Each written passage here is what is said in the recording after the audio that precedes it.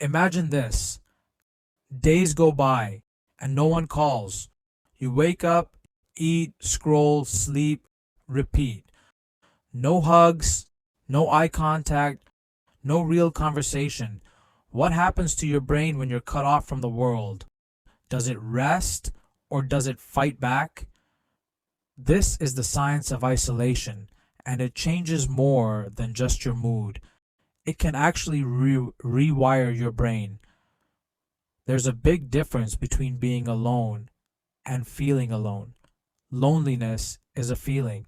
You can be surrounded by people and still feel isolated inside, but isolation is a state. It's the absence of contact, whether you want it or not. Sometimes solitude is peaceful, other times it eats away at the mind. First, the amygdala, your brain's fear center, becomes overactive. Isolation makes it harder to feel safe, even in safe places. Next, dopamine, the chemical of pleasure and motivation, starts to drop. You feel less joy, even from things you once loved. And then the prefrontal cortex, your brain's control panel, begins to weaken. Thinking clearly, making decisions, it all becomes harder.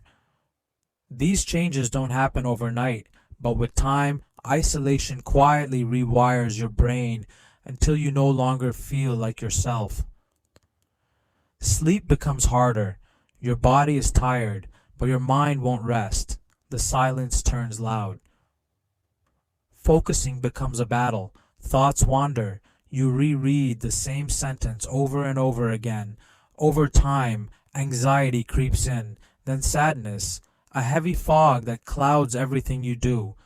You push people away, or worse, you snap at them, then feel worse for doing so. Isolation doesn't just change your brain, it changes how you live, love, sleep, and speak, until you no longer recognize yourself.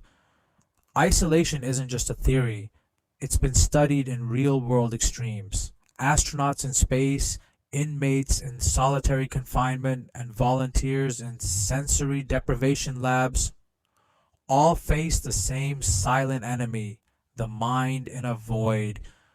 Scientists scan their brains before and after isolation. After just days alone, brain activity shifted.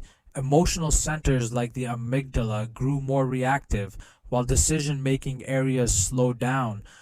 The brain is social by nature. When you strip away connection, even for a short while, it starts to change, adapt, and sometimes break. With the right tools, the damage from isolation can be reversed.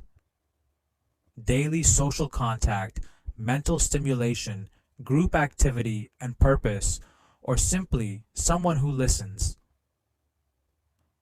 Little by little, the fog clears and the mind begins to heal. Isolation can change your brain, but you hold the key to return. The brain is flexible, and life begins again with connection.